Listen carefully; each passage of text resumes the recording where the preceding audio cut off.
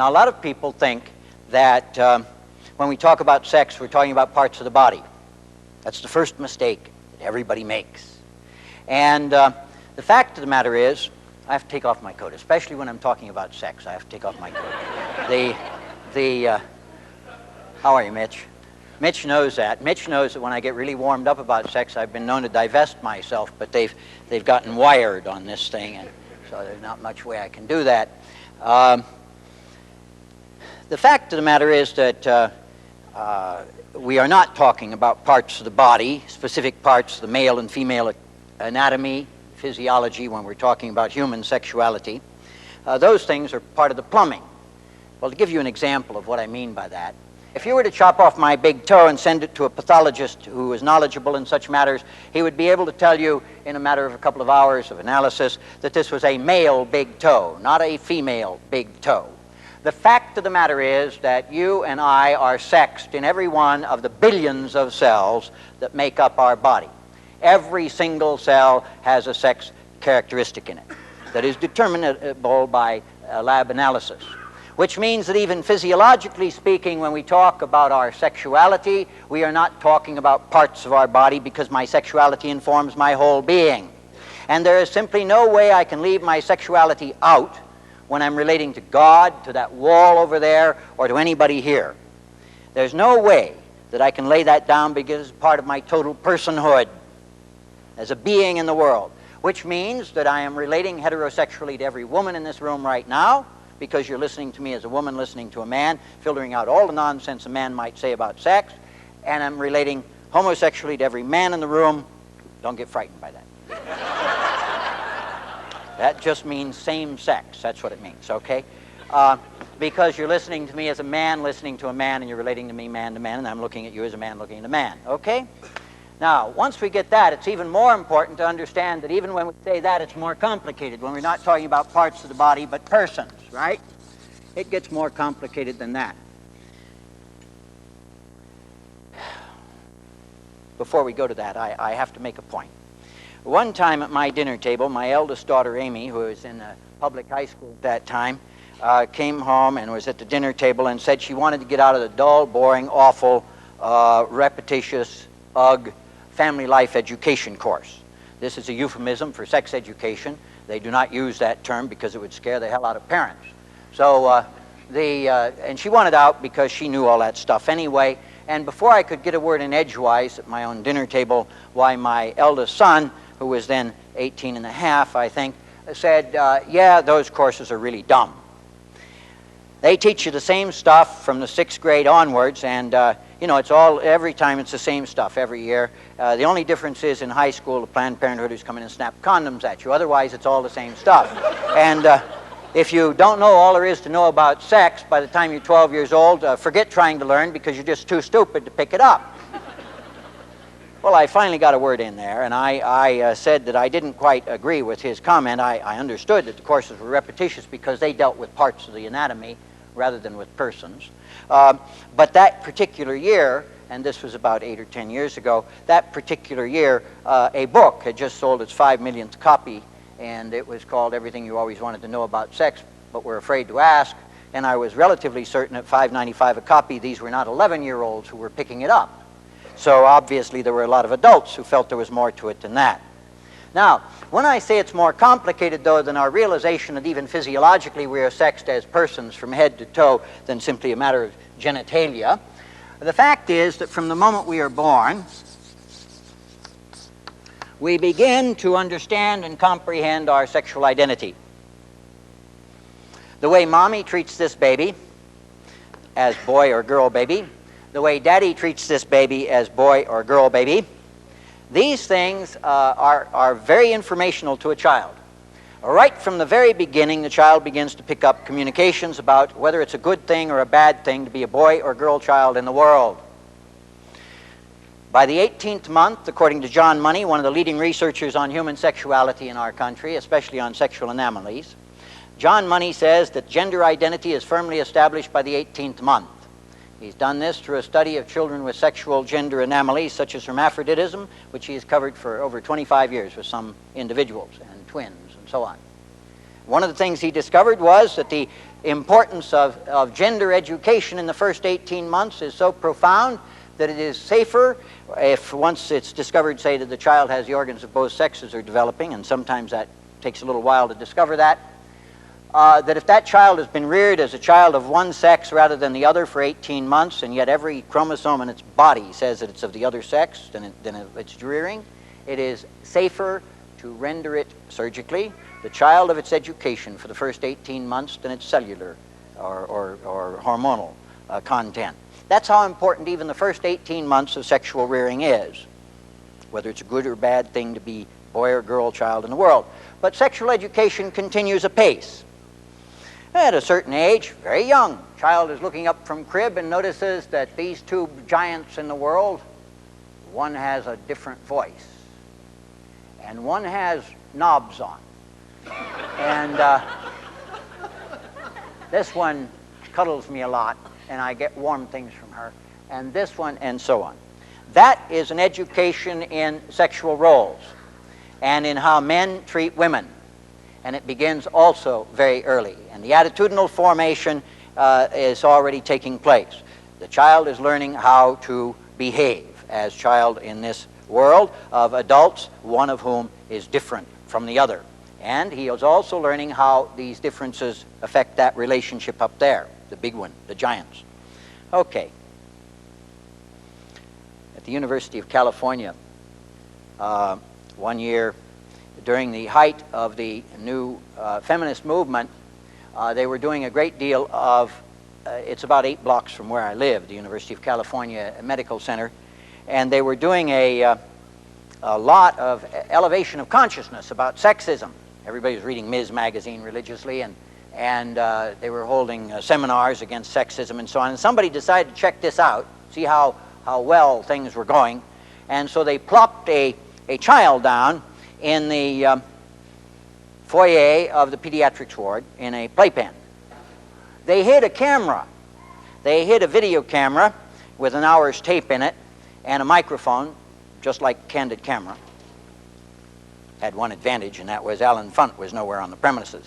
And they hid this camera, and they turned it on. They'd given an hour of the day, and they had plunked in this playpen a baby, 18 months old, dressed in pink. Now, we color code babies so people know how to relate to them, you know. I mean, you color code them so people know. You treat them differently. You see, that's part of the process.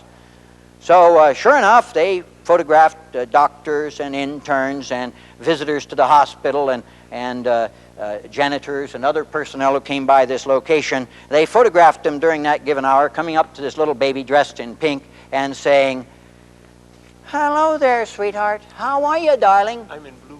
I know you.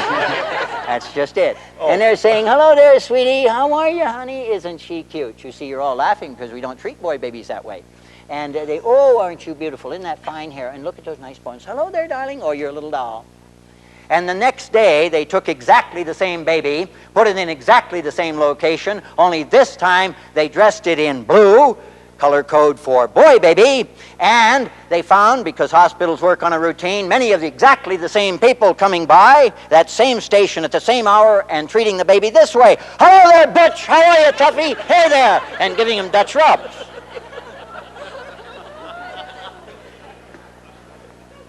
This is the process known as acculturation. You see, acculturation is the way we build babies into their roles. Okay? Now, the reason I've gone into that is because every single person in this room has an entirely different sexual education from every other person in this room. Because we are all absolutely unique human beings, and even if we were born into the same family, we responded differently to the messages we were given by our parents and the way we interpreted the way they treated one another and so on. Everybody has a different sexual education. Which is why the topic is so scary, because we don't know if we're normal. Am I adequate? What's it mean to be a man? What's it mean to be a woman? How do they relate to one another? And it really confuses a lot of marriages, see? But there's more to confuse them. And the more has to do with the fact that feeling inadequate, because we're not really sure if we're normal or not, and especially during adolescence we have problems with that, and we'll talk about that when we talk about adolescence. We begin to look around to try to figure it out, but nobody wants to talk about it. Because if I say something to you about it, you might discover I'm abnormal, or inadequate, or what's wrong with you, you see. Many husbands and wives don't talk about it, which is really tragic, because the only way in which I can learn about the sexuality of a person to whom I'm married is from that person. No place else. I can read all the books on femininity in the world, and they won't tell me a thing about you and your understanding of your femininity. Okay? Only you can do that. And so the scariness of the topic keeps people from discussing one of the most important areas of marital communication. Now, that leads them to other recourses. And what do? But in a technological society, they begin to do funny things. Now, we live in a technological world. I write this down for my information. You can't read it. I never took a course in blackboard writing, you see. I just want to know where I've been. Technology. Now, the wonders of technology abound, you know. I mean, they're around you right now, among other things. It's night outside, and we've got daylight in here because we learned to harness rivers. I have a friend who doesn't have a pituitary gland, and the wonders of drug technology have kept him alive for 15 years after the removal of his master gland of his body. So technology is a problem-solving approach to the world that served us fairly well. We've abused it, but that's one of the things we do. On the other hand, one of the problems with the technological approach, which is a problem, we break down a problem. You see, we take this, we want to know if the moon is really green cheese. So we break that down into problems of communications. How would you get a rocket up there? How would you get it back without burning it up? How would you communicate with it? How do you get the payload in? You know, all of this stuff. And we get all these experts to solve the aspects of the problem. We put the conclusions together. We blast off to the moon, and we find out it isn't green cheese, and we contaminate that previously uncontaminated orb, and America benefits by having Tang and Corningware. That approach has served us very well, but what happens is, when we take that approach, which has served us very well in the manipulation of the material universe, in that view that sees that material universe as so much stuff that we can manipulate to our own comfort and gratification, and when we turn around and we take that approach and we apply it to human persons, and especially to the most human and intimate possible expression of love, sexual relating, sexual intercourse. And you would say, who on earth does that? You don't say it. That's a rhetorical question. In Jesuit college that I went to, they taught you about rhetorical questions. That's the question I get to answer. Now, I would point out that a lot of people do it because we have all kinds of technological mechanics manuals on sex. And they take that problem-solving approach. You see, they break the problem down into its component parts. They have a chapter on how you have to work at sex in order to appreciate it. Whole chapter on that, usually, a pep talk on working at it. For millions of years, human beings thought sex was fun. We get into a technological era, and everybody tries to make work out of it.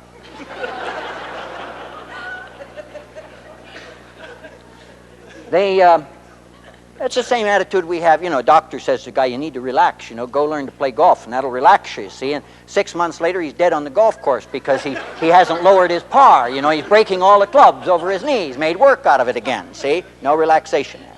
Same thing here. Then the first chapter of the book, after the introduction on working at it, has to do with indulging in foreplay. Now, indulging in foreplay is a technological invention. 50 years ago, nobody in America ever indulged in foreplay. They canoodled. Now, that's true. You can look it up in a dictionary. It's right there. They canoodled. Now, that was a lot more fun. It had straw hats and mandolins, things like that. And 40 years before that, they didn't canoodle, they furky-toodled. You look it up. It's in the dictionary. Furky-toodled. You find it in your unabridged or in your Dictionary of American Slang. Furky-toodling is even more fun than canoodling.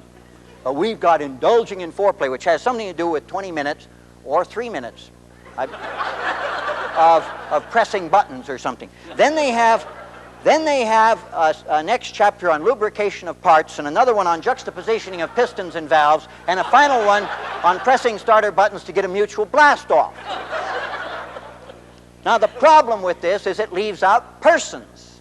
It dehumanizes and tries to mechanize and technologize the most intimate possible expression of personal love. Now, in Minnesota once, I was talking in response to a question at a panel about a given book like that, and I said, now, I'm not against anybody learning all they can about sex. There is too much, speaking with strict theological accuracy, God-damned ignorance about sex around. And I mean that. I don't think God likes ignorance about sex, since God really enjoyed the creation of sex. It's obvious God enjoyed the creation of sex, because if you read your book of Genesis, you'll find all other creations God made. He said, good, good, good, and he rested each time, right? Creates male and female, he created them. You look it up. It says male and female, he created them, and this he found very good. And you can hear the chuckle in there. You can hear it right there. The ultimate testimony to God's sense of humor was the creation of sex. I am assured of this. There are less absurd ways to procreate. Ask an amoeba. Ask a paramecium. They don't procreate by sex. They just split off and go, you know, they clone or whatever. Okay. These two ladies came up, and see, I do believe people should get information, because you see, misinformation is what creates a pornographic society. Erroneous attitudes creates this nonsensical exploitation of people that goes on, and even brutal exploitation through the pornographic mentality. At any rate, these two ladies came up, and one said, Mr. Barbeau, I'm so glad, but what I'm against, you see, and what I told her I was against, what I told that group I was against, was the mechanistic attitude that some people can get from these books, the depersonalization of this intimate act. And this lady came up and she said, Mr. Barbeau, I am so glad you knocked that sex book approach to making love. I wish to blazes my husband had never read that sex book. Oh, my. When we're making love, I can just mentally hear him turning from page 35 to 36 and telling himself, now I move to the left nipple. The lady next to her, and there was a lady standing right next to her, this is absolutely true, the lady standing next to her said, oh, with me it's worse. It's much, much worse. My husband's a slow reader, and I can mentally hear him licking his thumb to turn the page. Now, what they were protesting against was they weren't even there.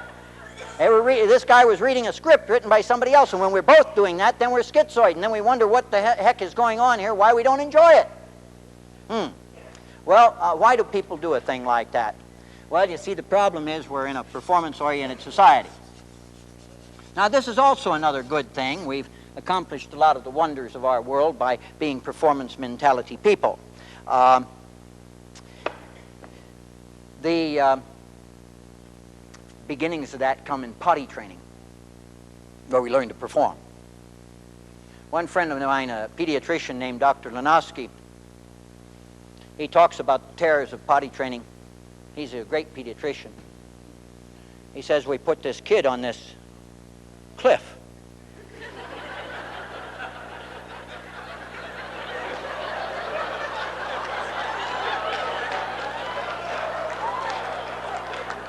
And there's a river running behind him.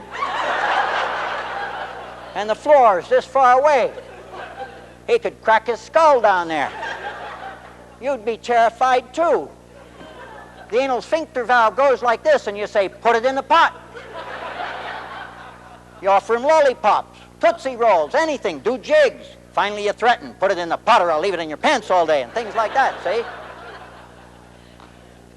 When he finally accidentally delivers one day and gets off and is proudly pointing to it, Mommy comes along and says, nice, and flushes it away.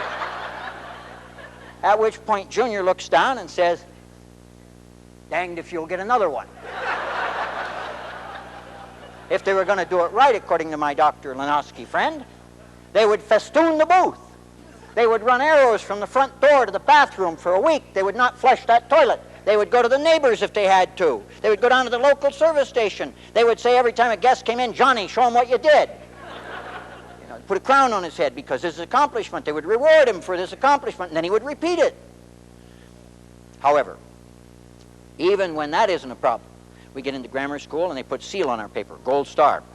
you get to take that home. And if they don't put one of those on there and they scold us, the father might have to come in or mother might have to come in. We learn early on to approve that approval and disapproval come with performance. Pretty soon the pressure is on to get good grades in grammar school to get into high school of daddy or mommy's choice. Pretty soon the pressure is on in high school to get good grades so we can get in the college of our choice if we're going to college. And pretty soon if we get in the college of our choice, the performance mentality is there if we want to get a fellowship to get an MA or PhD. And there the pressure is even heavier in order to pass our orals, get our PhD or whatever it is, to get, to join the ranks. If we do perform well there, we get to join the ranks of the unemployed MAs and PhDs that are littering up the landscape. But even if we get a job, there are performance reports, and if you don't do well, they'll fire you. Okay? So we're very performance-oriented. And we transfer this over, again, to sexuality. That's why people go out and get a book. How to do it. Americans are always interested in how to do it. How to do it. How do you get an A? Now, that's the interesting question about sexuality. In terms of the act of love in marriage, how do you get an A? Because we're very success-oriented people. Now, where on earth do you learn where success is? Well, back in 1926, there was a very famous book came out. A man named Van der Velde, who was a Freudian, which by definition means a man who knows nothing about women. And it was kind of a sexist book. Anyway, in that book, Van der Velde said that the woman was a violin. Get the sexism of this remark. The woman was a violin and the man was a violinist, and any competent violinist should be able to deliver a crescendo on the violin, and the crescendo was known as orgasm. Big O had arrived. A+, now everybody knew A+ was a big O delivered by the male to the female. Now the problem with this was about 35 to 55% of American married women didn't know what one of those things was. So they felt like failures right off the bat. Now in those days when people had that kind of problem, they'd go to their doctor. Some of them were still being advised to go to the doctor as late as the 1960s. Go to the family doctor. Abigail Van Buren said, go see the family doctor. Well, now, they'd go to the family doctor. Until 1961, there wasn't a medical school in the country that gave a course in human sexuality to doctors, and they're still voluntary in most medical schools, so most doctors don't take them. And they're too busy, you see. So they'd go to the doctor and they'd say, doctor, I don't know if I have orgasms. Well, he didn't know if he had any either, so he'd say, he'd say, well, something profound like, well, you'd know if you had one, Big deal, see?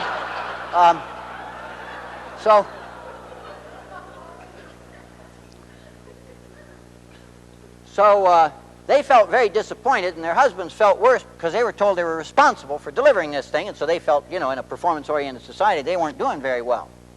Now, the books began to come out in the 30s and 40s. This one came out in 26. The books began coming out in the 30s and 40s telling them how to do it.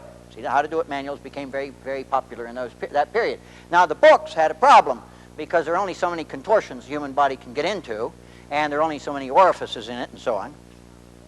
Anyway, these manuals got a little boring and repetitious, but they were grinding them out regularly, and editors began to get bored with them because, you can only sell them so often, and they were obviously failing because every season had a new bestseller on the topic, you see. And so somebody had to come up with a new wrinkle, and it was about 1940 somebody said, hey, this is not an A+ at all. If you want an A+, you have to have an SO, which is simultaneous orgasm, and O became a B. And so people ran out and bought stopwatches and said, hey, you ready yet? No, not yet. Hold it. Wait. And meanwhile, people felt depressed even further because this figure remained the same, and they weren't even making a B in the course now. See? And then, in the spring of 1962, Masters and Johnson, having tubed, wired, piped, cathoded, Klieg-lighted, thermometered, and photographed in the act of sexual intercourse 200 women, discovered that some of them had, count them, 50 orgasmic responses in a single act. MO had arrived as an A+, O was a B, SO was a B, O was a C. And this figure has remained the same.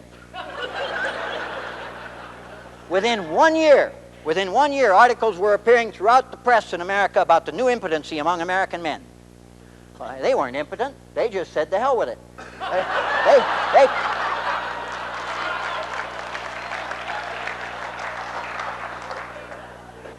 They couldn't make a C in the course, and the hurdle had now been raised. Where was it going to go next? And it's all nonsense. It's all nonsense. It really is. We'll have one more negative, and then we'll get a little positive here. Okay? Now, this is the biggest negative of all. Ta-dum. There we go. Now this, ta-dum, ta-dum, ta-dum. Now that's not an orgasm. I know it looks like those we've been having, but it is not. This is the finest depiction you can make of the physiological, anatomical act of sexual intercourse, a penis entering a vagina. It is a great big zero in terms of its meaning as a specific human act. I'm aware that theologically, as God's creation, we can talk of the eschatological significance of sexuality. I know that. But as a human act posited between two human beings, it does not have any meaning by just being what it is, that physiological, biological, anatomical act. It does not have any particular emotional significance. It does not have any specific psychic message. It does not have any particular moral quality to it as being that specific act at that specific time. It is no thing in itself. Now, there are some people who think I've gotten very tired because we've had a long day here, and that therefore I've lost my marbles or something, because they know it's at least a snort in the loins. The fact of the matter is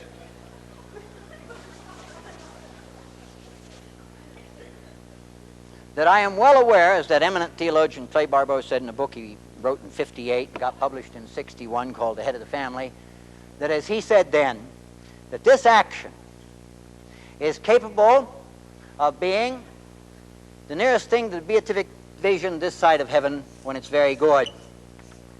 That this action is second only to my laying down my life for you as a sign of self-donation, of love. It's a marvelous action. I'm aware of that. And that in Christian theology it gives and receives God's own love when it's a sacramental act. I'm aware of that. And indeed that it is capable of making more love. That's why we call it making love sometimes, huh? Because it can do that. That's a marvelous thing. Imagine creating love. Fantastic. But I would remind you that the very same physiological, anatomical, biological act that is capable of being and meaning all of that is second only to murder on the list of indignities one human being can perpetrate upon another when it's called rape. And it is exactly the same physiological, anatomical, biological act of penis entering a vagina. So, the action in itself as a biological act does not have meaning in itself. It gets its meaning from who we are, who participate in it, where we are in terms of our relationship to one another, what we mean to each other, what our relationship is saying to us at that time, huh? What we're trying to say to one another at that time. And so it's always different. Always. And that's the big problem with the mechanics manuals. They would lead you to believe, like other technological products, you can standardize this thing. Well, it can't be standardized. If it's only 20 minutes since the last time. At my age, it takes 20 minutes, you see. It's different because the previous time has occurred, huh? Okay, it's always different. And that means also in any relationship, any married relationship of any duration, that action breaks down into communicating all manner of meanings and qualities, right down to the micromillimeter of meaning from one extreme to the other. In my state, they just passed a law recently outlawing husbands' rape of the wives, because it occurs. As a therapist, I can tell you it occurs. Okay. So it gets its meaning from us and how we relate to one another. Now, that means that in a given relationship, it can be as bucolic as a romp in the hay, as subdued as pavant pour un enfant defunct. That's not bad. I haven't been in France since '54. It can be as medicinal as a shot of brandy. It can be a tearful reconciliation after a quarrel. It can be as celebrational as, church bells ringing or whatever. It can be all of those things. But it gets its essential meaning at that particular point from our relational situation, from what we're trying to say and who we are to one another. Okay, so we invest it with meaning. And that action can be no more intimate than the intimacy we already have. It expresses our community, our oneness with. That's what community means. We're going to talk about that tomorrow. That's why very often when people come in and they've got a, quote, sex problem, I start discussing with them, well, why did they marry each other? What's going on in the relationship these days? How they're handling their parental discipline situation. Maybe they're fighting about that. Whether or not he's employed lately or been unemployed, how much money they're making. They have money problems. They figure you're working out the bill then, you see. It's not true. Whether just exactly what's going on in the relationship. They're a little bewildered because they're not interested in what's going on in the relationship. They're interested in what's not going on in the bedroom or the grand piano or wherever it's not going on anymore. And yet the fact is that very often in those situations when we've dealt with a relational problem, 4 or 5 weeks later I say, by the way, when you came in it was because of, quote, a sex problem. What about that? Oh, no problem there anymore, because they've improved the whole other communication, the intimacy of the relationship. So that's why tomorrow night becomes very important, because we're going to talk about how we build one another up in love and how we build ourselves up in love, because this act is meaningless, or it's a hateful act or an abusive act when it's not an expression of love. Okay, now, we have a real problem in our society with touchiness. I receive numerous complaints, for example, from women that the only time their husbands ever touch them is, quote, when he wants to make love. And they don't sound like it's very lovemaking. And I hear numerous complaints of women who say, well, if I ever touch him, he thinks that's a signal that, you see. Now, touch is a very, very powerful medium of communication. The largest organ of communication in the human body is the skin, and touch does things. You're a strong man. Can I borrow your arm? May I? Sure. Come on up. You mind this? Just come right here. Don't be afraid of those people. Put your arm up this way. You're a good, strong man. Now, your macho image is at stake, so resist the pressure I'm going to apply. Will you? Really resist. I'm going to resist now. See how strong that arm is? Isn't that wonderful? Now watch this. Resist.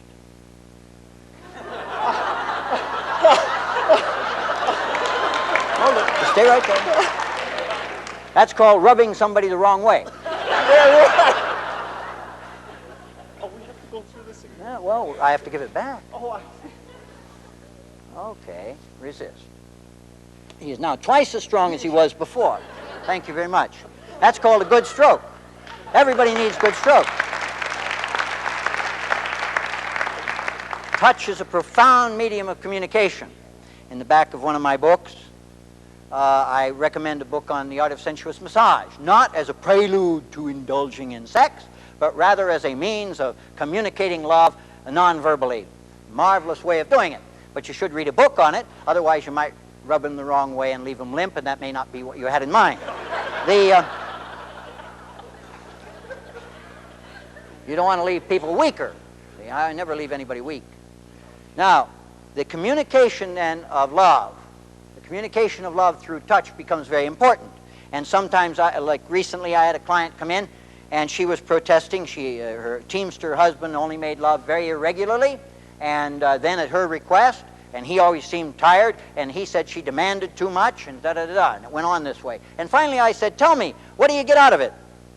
And she looked at me like I was crazy. You know, of course, some therapists are crazy. Don't go to them. She said, yeah, you know, right away, figure out if they're crazy or not. If they're crazy, get rid of them. And she said, well, the obvious things. I said, what's the obvious thing? Well, you know, it feels good. I said, oh, I know it feels good, but what do you get out of it specifically? Well, and I had to push. I had to push very hard. And finally, she said, well, it's the only time he holds me. It's the only time he says he loves me. It's the only time he kisses me. So then I got to tell the guy, you know, well, hey, if you were to kiss her and hug her and hold her a little more often, you know, before you go to work, when you come home from work, a few things like that, maybe you wouldn't feel so pressured sexually, you see. Now, I want to make a couple more points since we're being rather explicit about sex. And we're going to have to deal with a lot of other stuff in terms of loving in the next 4 or 5 days. 4 days. The first thing I want to deal with is certain sexual problems that people come up with. There are a lot of scare words that are used. One of those scare words used to be frigid. This was coined by Freudians. Now, Freud, you know, he had problems himself. And frigid meant a woman who didn't experience orgasm, see? But it sounds terribly awful, doesn't it? Like the iceberg that the Titanic hit, you know? Don't go near her, she's frigid. Yeah. So some doctors who were married to women like this, they found that they were affectionate, loving, wonderful people. They just didn't have orgasms, so they said, we'll change that word. That's a naughty word, bad word, very judgmental. So they changed it to anorgasmia. Now that sounds like terminal asthma. That's even worse, see? Very judgmental. Oh, you're anorgasmic, are you? Yeah, terrible thing, see? Now, about 1970, some of us changed this term to pre-orgasmic, which is really a Christian term, you see. It's Christian because it has hope in it. See, pre-orgasmic. Says you don't now, but you can in about 6 weeks. We can teach you how. Now, the interesting thing about those scary words is that they've always been applied to women. And the fact of the matter is that the variation of orgasmic response among the American males, or all males in the world, is just as widespread, is just as divergent as that among women. It's just that men disguise it better because they ejaculate. But I've had numerous clients who come in and say, I don't get anything out of it, I only do it to please her. They don't get anything out of it because they're so performance-oriented that they short-circuit their pleasure, you see? And she says, oh, but he, I say, yeah, he ejaculates, but he doesn't have any psychic, emotional, spiritual response. He doesn't have any great pleasure. So, he is also pre-orgasmic. He cuts off his own pleasure. A lot of American males do that. And so they just get to fake it better, as I say. Okay, and that's one reason some of them lay off. They're so darn performance conscious. And that performance consciousness and that anxiety about doing well in this thing sometimes even begins to short-circuit love. It begins to become a center of attention, a center of focus, and then more anxiety creeps in, and that anxiety short-circuits some more pleasure. And pretty soon you've got a marriage that is sexually lifeless. I have one more word that is really scary, scariest one of all. Dreadfully scary. Ta-dum! Abstinence. Boy, that one scares people. There are times of abstinence that hit every marriage. Pregnancy. Doctor says 4 weeks before the expected delivery of this baby and 4 weeks after, no sex. Or he says 5 weeks. Sometimes he says 6. We had a guy in San Francisco who said 8. Don't go to him either. I think he tried it once and swore off, didn't like it, you know, wanted everybody else to do the same, one of those teetotaler types, you know. Okay. Now, there are people, I'm not talking about NFP people or Billings method people at all, who freely choose this and usually talk in terms of the increase of intimacy. I'm talking at times when it's imposed without our will. You know, I worked with ex-cons, and we talked about their prison sentences and so on. I've worked with military personnel, and some of them go overseas or have tours of duty, take them away from home for 3 or 4 months at a time, and so on. Now, some of these people, they run around with knots in their forehead. We can't make love. And they focus on what they can't do. They can't make love. In the old days when I was at Santa Clara and people were practicing the rhythm method, you always knew what time of the month it was because of that knot. Can't make love.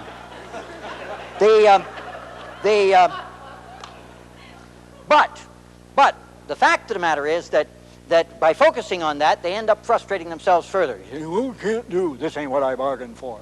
And some of these males, for example, people will get anxious and they'll get angry with one another and impatient and frustrated, and they'll begin to tear apart their relationship because of what we can't do. So you can't make love. As though sexual intercourse was the only way they got to make love, right?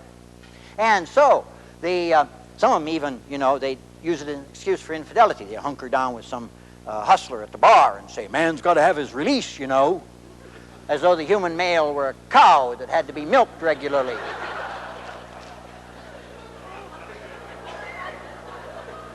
But the point of the matter is that sometimes, if we utilize this time as that precious time in which I can say something to you about the quality of our relationship that I could not say at any other time or in any other way in our relationship. I can prove something to you about the value of you in my life, about the value of you in yourself that I could not prove in any other way in my relationship. And how do I do that? Because if I utilize every other method and every other creative expression of love open to me, to assure you that I love you for who you are in yourself, and not simply for some physical expression of our union, that I love you as the person you are in spirit and in truth, this beautiful human being who is valued for herself alone or himself alone, then I have said something to you about the quality of my love for you that I could not say at any other time or in any other way. I've said that I love you with a love that transcends even its fullest physical expression. And that's a powerful statement of love. And then, when time of abstinence comes to an end, as it does, then, and we are once again able to give fullest possible sexual expression to our love, and sexual intercourse, we have that much more love to give and receive. That's the pearl of great price, hidden even in times of hardship of that kind. There's a sense in which, in a marriage, the sexual act is like a Eucharistic act. Christians who enjoy the Eucharist know that the Eucharist is an expression of a community we already have. We come together to celebrate community. And at the same time, in receiving the Eucharist, we build more unity and community. We make more love among that communion. And that's what the sexual act is in a marriage. It's that sacramental act that signs our unity where it's at, and then when it's truly a loving act, increases that sense of unity, makes more love between us, or is meant to, when we don't louse it up with all the nonsense.